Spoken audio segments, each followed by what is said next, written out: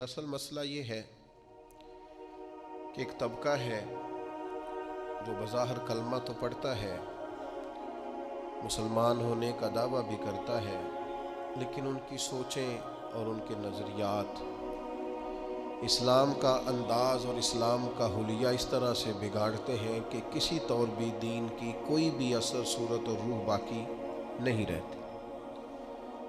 ان کی طرف سے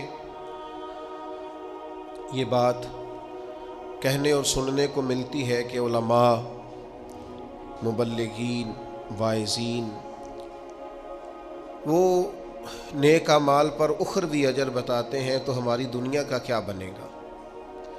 میں نے پہلے بھی ایک دفعہ عرض کیا تھا، پھر عرض کرتا ہوں کہ اسلام میں دنیا ہے ہی نہیں۔ اسلام میں کہاں دنیا ہے؟ رزق کمانا اور رزق حلال کمانا کوئی دنیا ہے؟ یہ تو دین ہے۔ ماں باپ کی خدمت کرنا یا بچوں کی پرورش کرنا یا اپنے لیے اس لیے اسباب جمع کرنا کہ مجھے کسی کے سامنے ہاتھ نہ پھیلانا پڑے، اس رستے کو تو نبی پاک نے اللہ کا رستہ قرار دیا ہے۔ تو جس کو ہمارے عرف کے اندر بعض لبرل لوگ دنیا کہہ رہے ہیں، وہ دنیا تھوڑی ہے، وہ تو دین ہے۔ نہیں، آپ کو درجنوں مثالیں کتب احادیث میں ایسی ملیں گی کہ ایک شخص سے سرکار نے فرمایا، اس نے کہا مجھے جہاد پہ جانا ہے، تو فرمایا تیرے ماں باپ بوڑھے ہیں تو جا کے خدمت کر، اللہ جہاد کا اجر عطا کرے۔ ایک شخص نے عرض کی کہ یا رسول اللہ صلی اللہ تعالی علیہ وسلم، میرا نام فلاں غزوے میں لکھ دیا گیا ہے اور میری بیوی حج پہ جا رہی ہے، اس کو محرم کی ضرورت ہے، تو میرے لیے حکم کیا ہے؟ تو محبوب نے فرمایا آپ غزوہ پہ نہ جائیں، وہاں سے آپ کا نام کاٹ دیا جاتا ہے، آپ اپنی بیوی کے محرم بن کر حج کرنے جائیں۔ تو اس پر تو درجنوں دلائل ہیں کہ دین اسلام نے ترجیحات کا تعین کیا۔ جس طرح دین کے اندر نماز کو، روزے کو، حج کو، زکوٰۃ کو فرض کیا گیا، حقوق العباد بھی اپنے اپنے مقام پر فرض کیے گئے۔ تو اس لیے سرے سے یہ بات کہنا کہ ہماری دنیا کا کیا بنے گا، جتنا دنیا کے معاملات کو، جن کو ہم دنیا سمجھتے ہیں، دنیا کے معاملات کو جتنا اسلام سپورٹ کرتا ہے اور جتنا نظم و ضبط میں لاتا ہے اور جتنا اس میں حسن پیدا کرتا ہے اور جتنی اس کے اندر اسلام حساسیت لاتا ہے، یہ تو کسی اور مذہب میں دور دور تک موجود ہی نہیں ہے۔ تو اس لیے اس پہلو کو سمجھا جائے۔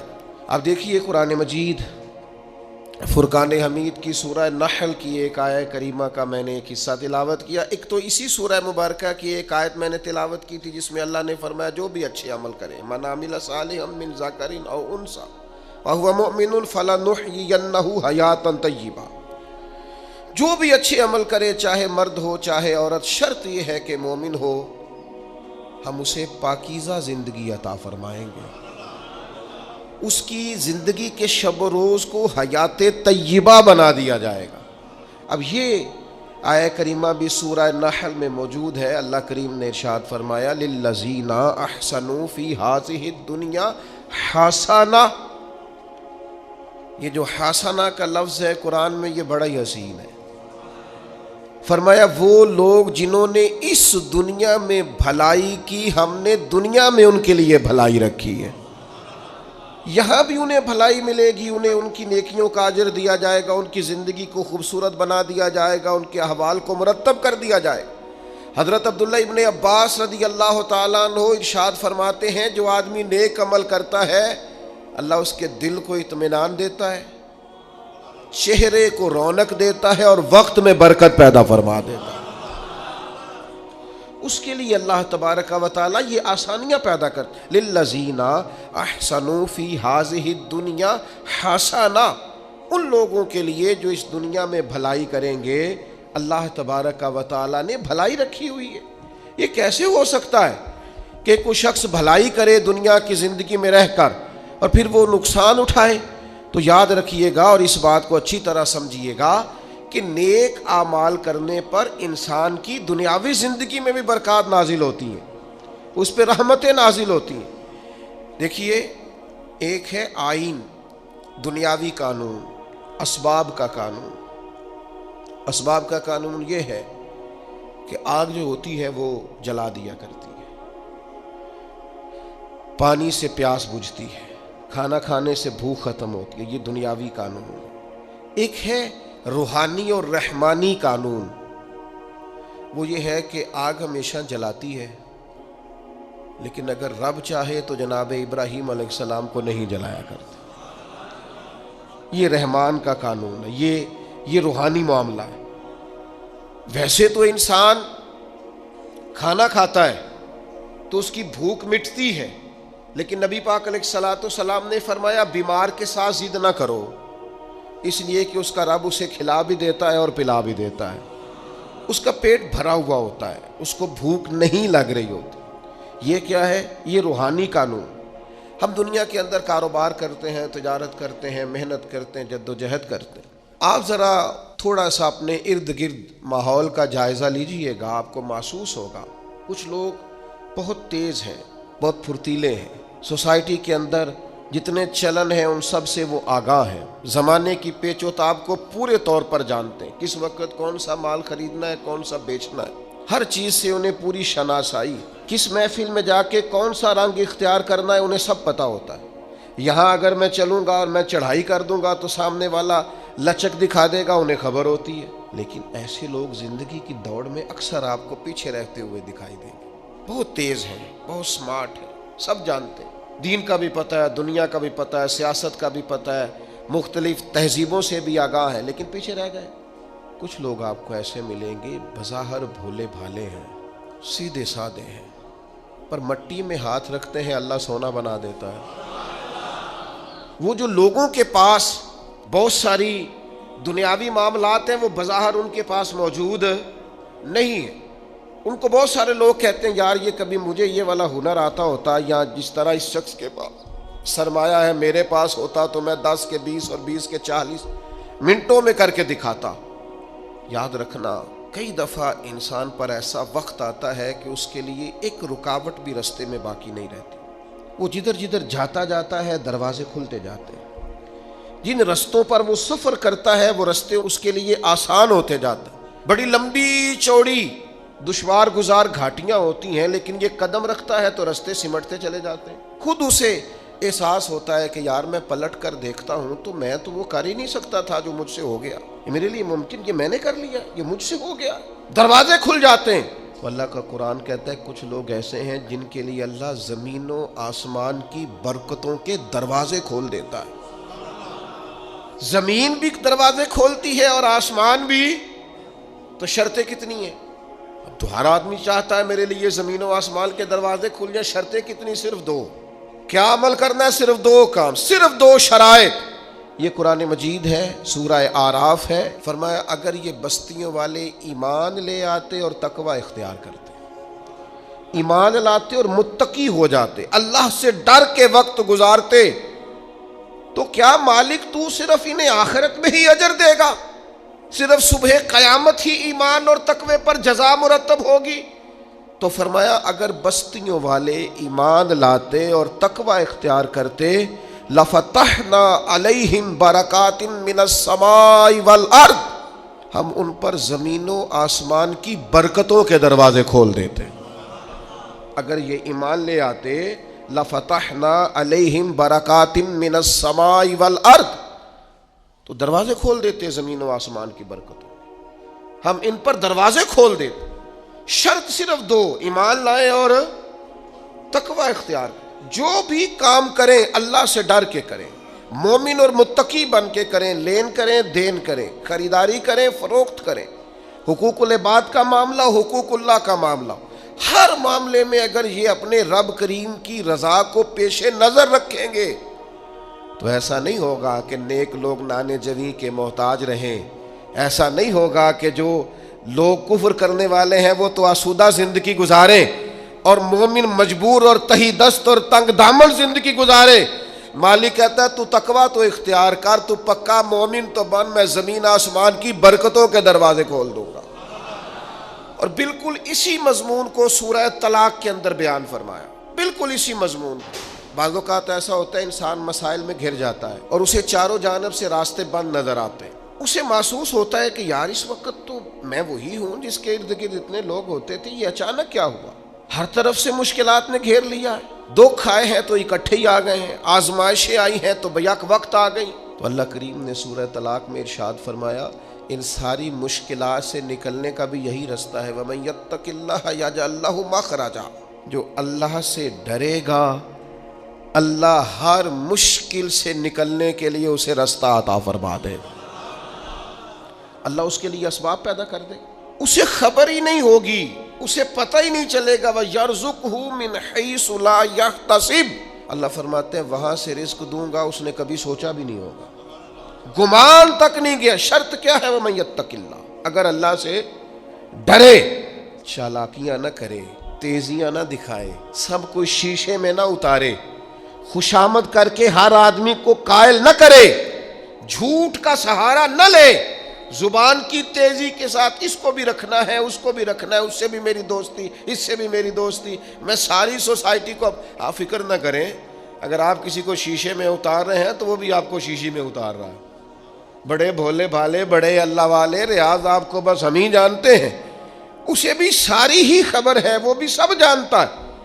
اگر صحیح رستہ اختیار کیا جائے، تقوی کا رستہ اختیار کیا جائے، حضرت عوف بن مالک اشجعی رضی اللہ تعالیٰ عنہ فرماتے ہیں بیٹا میرا اغوا کر لیا کفار نے، اور غربت اور قحط اور پریشانی پہلے ہی بہت زیادہ تھی، میں بڑی تکلیف میں حضور کی بارگاہ میں حاضر ہوا، یا رسول اللہ کیا کروں؟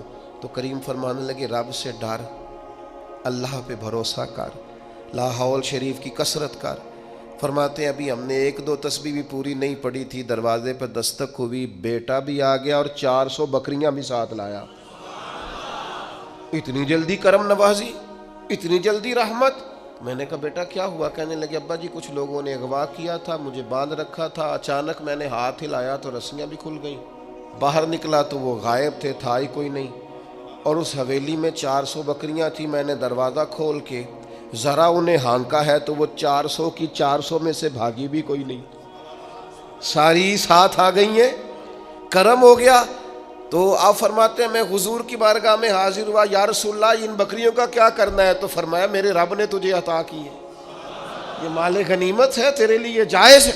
میرے بھائیوں زندگی میں مسائل کا شکار ہو جائیں، غلط راہیں اختیار نہیں کی جاتی، جھوٹ کا سہارا نہیں لیا جاتا، رشوتیں دینے کے لیے مال جمع نہیں کیا جانا چاہیے، اور اپنے ناجائز کاموں کے لیے بڑے تعلقات نہیں بنانے چاہیے۔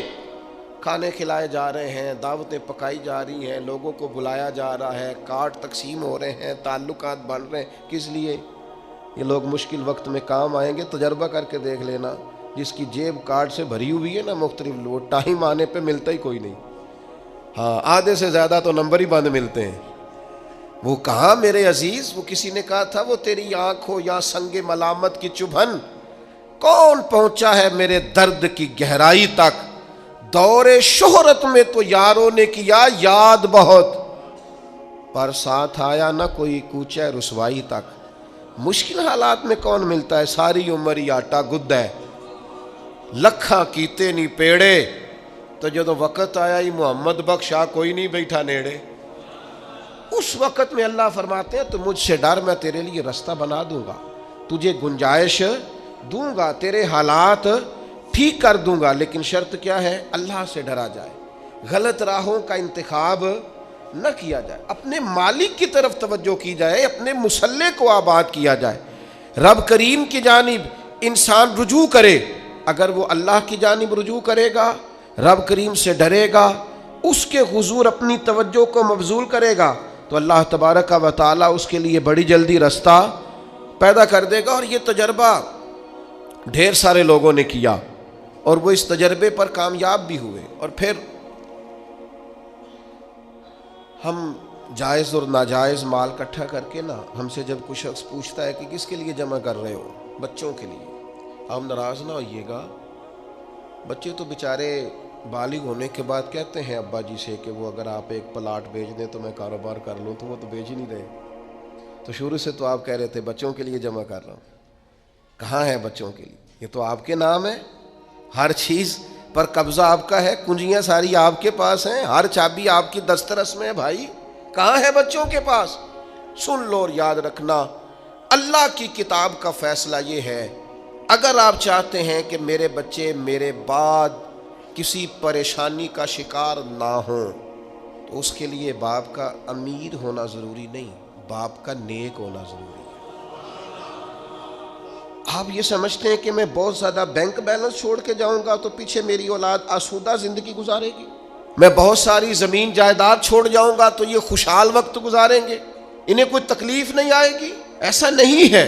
قرآن مجید کا یہ فیصلہ ہے کہ آپ کے پیچھے آپ کے مال، آپ کی جان، آپ کی اولاد کی حفاظت تب ہوتی ہے جب آپ تقوی چھوڑ کے جاتے ہیں، پرہیزگاری چھوڑ کے جاتے ہیں، نیک نامی چھوڑ کے جاتے ہیں۔ یہ قرآن مجید ہے، یہ سورہ کہف ہے، یہ حضرت خضر علیہ السلام ہے۔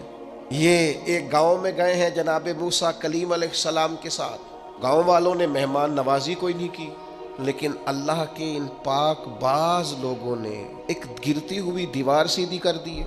اور جب جناب خضر علیہ السلام سے پوچھا جاتا ہے کہ جناب آپ یہ گرتی ہوئی دیوار سیدھی کر رہے ہیں اور یہ لوگ وہ ہیں جنہوں نے پانی تک نہیں پوچھا، تو یہ قرآن مجید ہے۔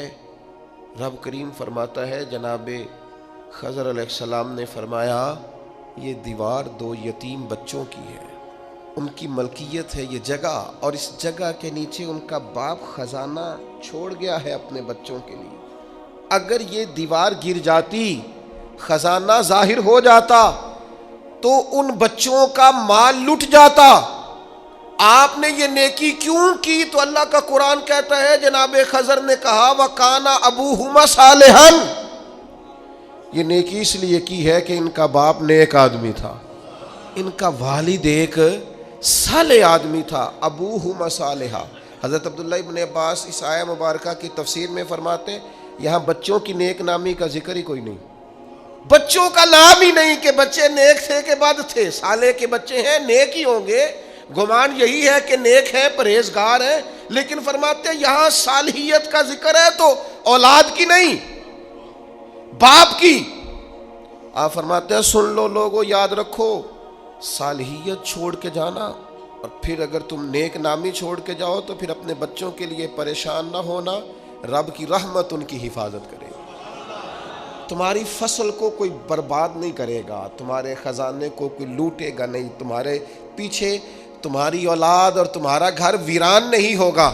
شرط یہ ہے کہ صالحیت چھوڑ کے جانا، تقوی اپنے پیچھے چھوڑ کے جانا، اپنے پیچھے نیک نامی چھوڑ کے جانا۔ حضرت عمر بن عبدالعزیز رحمۃ اللہ علیہ سے قبل جتنے بھی بادشاہ تھے کروڑوں اربوں کی جائیدادیں چھوڑ گئے وہ، لیکن ان کا حال یہ تھا کہ ان کی اولادیں ایسی شراب کباب میں الجھیں کہ 2 بادشاہ تو ایسے تھے جن کے بچے جامع مسجد کے سامنے بھیک مانگا کرتے تھے۔ اور جناب عمر بن عبدالعزیز رحمۃ اللہ علیہ نے آخری وقت میں اپنی بیوی کو کچھ نصیحتیں کرنا چاہیں تو وہ کہنے لگی اللہ تعالیٰ آپ کو آپ کی نیکیوں کی جزا دے، اولاد کے لیے کچھ نہیں کر سکے آپ، کچھ نہیں ہے ہمارے بچوں کے پیچھے۔ تو آپ نے فرمایا بلاؤ نا بیٹوں کو، تو بیٹے حاضر ہوئے تو حضرت عمر بن عبدالعزیز کہنے لگے بیٹا تمہارا باپ بزدل تھا، جائیداد نہیں بنا سکا، اسے معاف کر دینا۔ کہا بھاجی آپ بزدل کیا مطلب؟ تو ہر میدان میں ڈٹے رہے۔ فرمانے لگے میں بزدل تھا بیٹا، دوزخ سے ڈر گیا، جہنم کی آگ سے میں ڈر گیا، میں نہیں اپنے مالک کے عذاب کا مقابلہ کرنے کی سخت رکھتا تو میں ڈر گیا، تمہارے لیے کوئی ناجائز پیسہ جمع نہیں کر سکا، اپنے باپ کو معاف کر دینا، بس یہی روکھی سوکھی ہے جو چھوڑ کے جا رہا ہوں، قبول کرنا۔ تو جناب عمر بن عبدالعزیز کے بیٹے اٹھ کے اپنے والد کے قریب بیٹھ گئے، کہنے لگے ابا جی آپ پہ سلامتی ہو، پرانے بادشاہوں کی اولادیں گلیوں سے گزرتی ہیں تو لوگ دیکھ کے رخ پھیر لیتے ہیں، اور ہم جس گلی سے گزرتے ہیں لوگ کہتے ہیں نیک آدمی کی اولاد جا رہی ہے، وہ پرہیزگار آدمی کے بیٹے جا رہے ہیں، آپ کے نام سے جانے جاتے ہیں تو ہمارا قد ناز سے اونچا ہو جاتا ہے، ہمارا سر فخر سے بلند ہوتا ہے۔ دوستو اللہ فرماتا ہے وَكَانَ أَبُوهُمَا صَالِحًا، ان کا باپ صالح تھا، نیک تھا۔ گھر چاہتے ہو کہ پیچھے اولاد کو کوئی تکلیف نہ آئے، جانے کے بعد اولاد پر کوئی آزمائش نہ آئے، زمانے کی تیز دھوپ کی تپش انہیں نہ پہنچے، حالات کی شدت کا یہ شکار نہ ہو تو پھر سرمایہ نہیں، مال نہیں، جائیداد نہیں، تقویٰ چھوڑ کے جانا، پرہیزگاری چھوڑ کے جانا۔ بڑا شوق ہے لوگوں کو شہرت کا، بڑا شوق ہو گیا ہے لوگوں کو فیمس ہونے کا، بڑا دل کرتا ہے کسی طریقے سے مشہور ہو جائیں، بڑی خواہش ہے، اس کے لیے لوگ سفر کرتے ہیں بڑا لمبا چوڑا، اور چاہتے یہ ہیں کہ کوئی ایسی صورت بن جائے، کوئی ایسی کیفیت ہو جائے، کسی طریقے سے وائرل ہو جائیں۔ اللہ تعالیٰ مجھ سے درگزر کرے، میں بڑا چھوٹا آدمی ہوں، اور من دانم کے من دانم، جو میں ہوں مجھے پتہ ہے، لیکن آپ کو کیا عرض کروں کہ شہرت اپنے اندر مسائل کتنے رکھتی ہے۔ مصنف ابن ابی شیبہ میں مولا علی شیر خدا کا فرمان ہے، آپ فرماتے ہیں اسے مبارک ہو جسے کم لوگ جانتے ہیں، اسے مبارک ہو جسے تھوڑے لوگ جانتے ہیں۔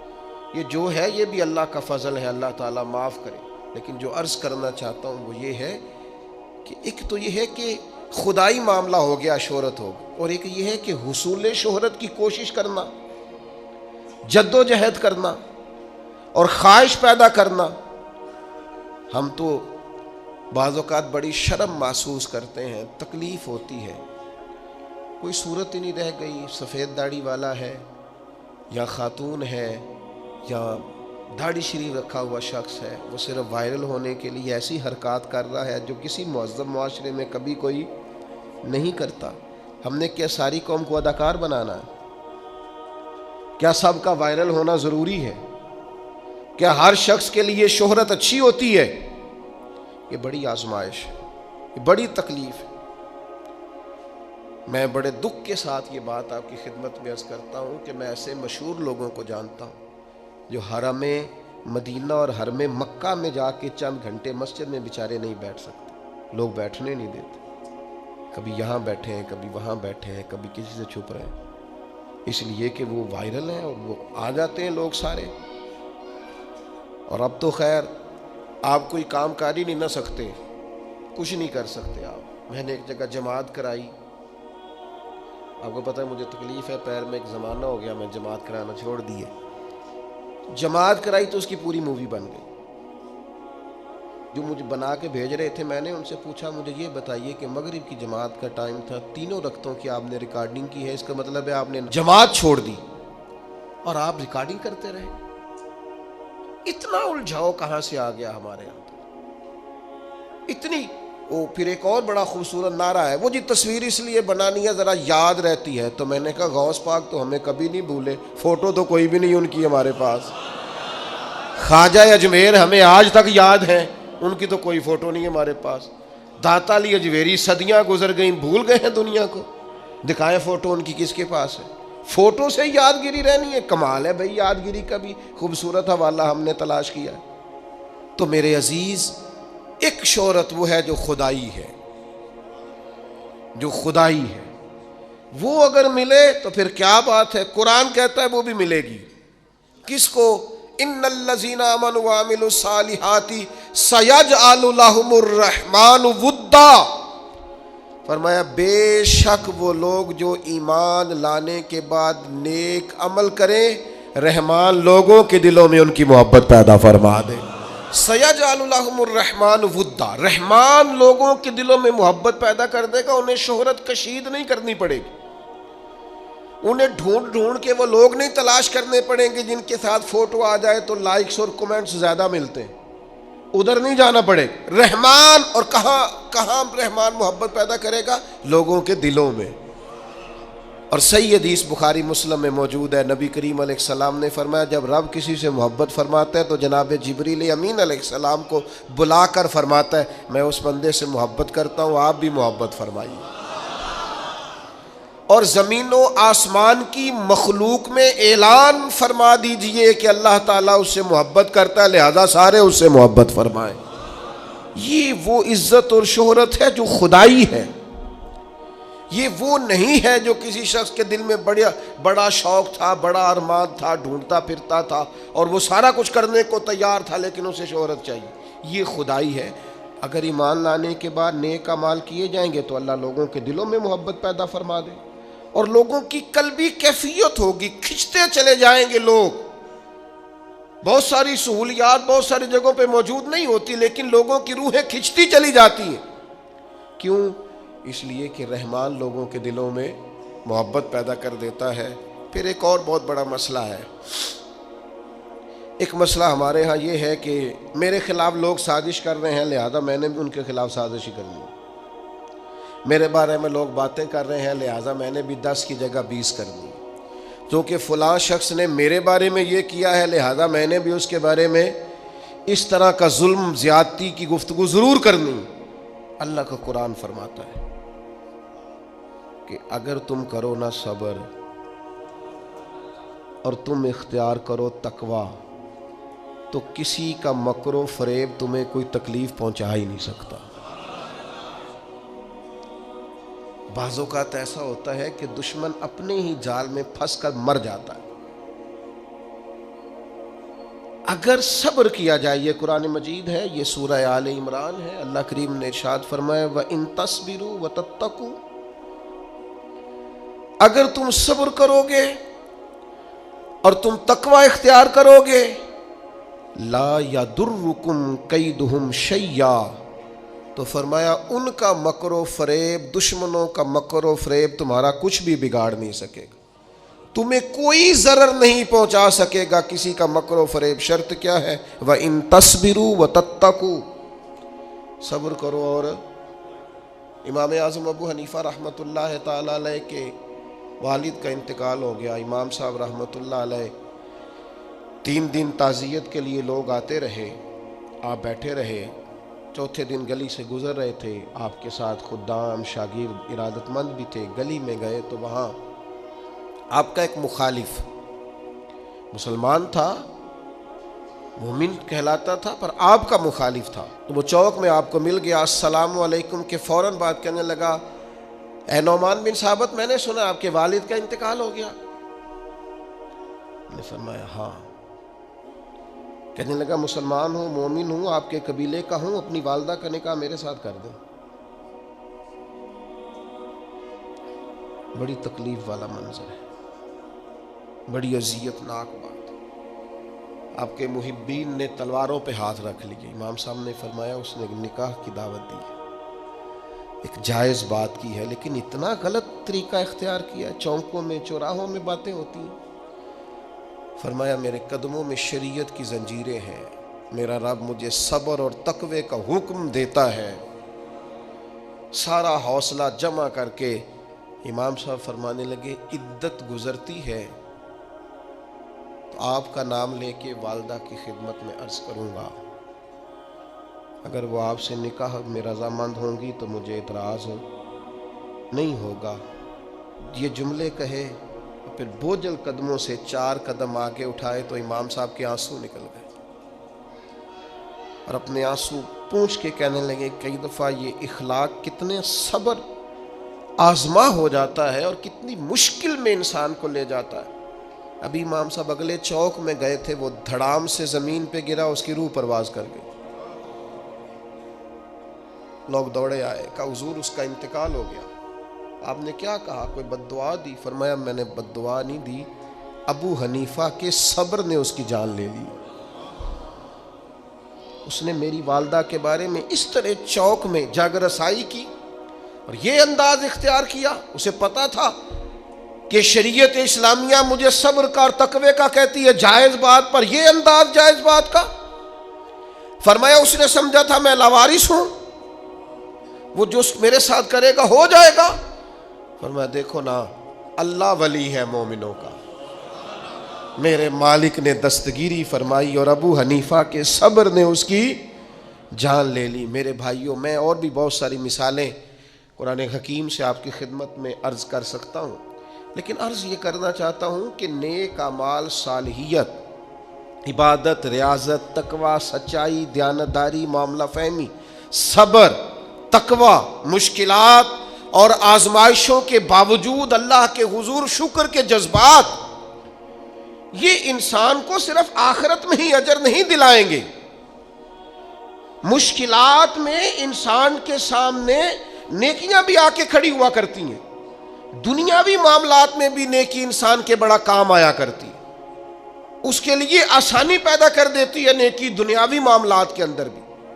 بخاری مسلم میں صحیح سند کے ساتھ نبی رحمت علیہ السلام کا وہ فرمان موجود ہے اور بڑا مشہور ہے، معروف ہے، حضور نے خود اسے بیان کیا۔ فرمایا 3 شخص کسی دوسرے علاقے میں جا رہے تھے اور رستے میں بارش اور طوفان نے گھیر لیا، تو ایک غار کے اندر جیسے وہ بند ہوئے، خود رسول رحمت اسے بیان فرماتے ہیں، اور حضور فرماتے ہیں لڑک کر کے ایک پتھر جب آیا اور غار کا منہ اس پتھر نے بند کر دیا، اب باہر نکلنے کا کوئی رستہ نہیں تھا، تینوں نے مل کے بھی زور لگایا پر وہ پتھر اتنا وزنی تھا کہ کوئی صورت ہی نہیں تھی۔ تب ان تینوں نے فیصلہ کیا کہ اپنی کوئی نہ کوئی نیکی نہ یاد کریں۔ کیا؟ اکبر اللہ آبادی کہتے ہیں مصیبت میں بھی اب یاد خدا ہم کو نہیں آتی، دعا منہ سے نہ نکلی، جیبوں سے عرضیاں ہی نکلی۔ ہم مختلف محکموں میں درخواستیں جمع کراتے ہیں، مصلح نہیں بچھاتے، تعلقات لڑاتے ہیں، اپنی کوئی نیکی نہ یاد کریں۔ تو ایک نے ہاتھ اٹھائے اللہ کے حضور، عرض کیا اے مالک تو جانتا ہے میں ریوڑ رکھے ہوئے ہوں بکریوں کا، یہ لفظ ہے صحیح حدیث میں، اے مالک میں نے کبھی بھی دودھ پہلے بیوی بچوں کو نہیں دیا، جب بھی پلاتا ہوں ماں باپ کو پہلے پلاتا ہوں، اور مالک تو علیم بذات الصدور ہے، وہ رات بھی کریم تیری بارگاہ میں ہر چیز موجود ہے کہ جس رات میں دیر سے آیا اور ماں باپ سو گئے، بچوں کو، غلاموں کو، بیوی کو میں نے دودھ نہیں دیا، میں پیالہ لے کے رات بھر کھڑا رہا، صبح جب وہ جاگے تو میں نے دودھ پلایا تھا، مجھے بتا نا میں نے تو تیری رضا کے لیے کیا تھا، اگر وہ نیکی تجھے پسند ہے تو اس مشکل سے نجات دے۔ یہ رسول پاک کا فرمان صحیح حدیث میں موجود ہے۔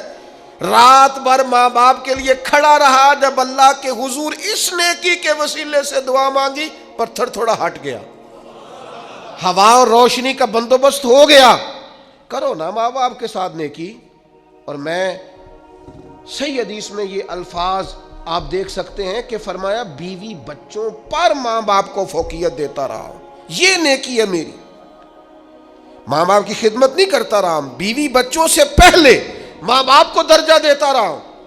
پتھر ہٹ گیا، دوسرا عرض گزار ہوا، مالک تو دلوں کے حال جانتا ہے، تجھے پتہ ہے مجھے اپنی چچا زاد بڑی اچھی لگتی تھی، میں نے کئی بار اسے دعوت دی، لیکن اس پاک باز عورت نے رخ میری طرف نہ کیا، پھر ایک دفعہ قحط ہو گیا تھا، وہ مجبور ہو گئی، تنگ دست ہو گئی، مجبور ہو کے آئی، میرے ساتھ خلوت میں چلو، لیکن وہ آئی اور کانپنے لگی اور کہنے لگی اللہ سے ڈر۔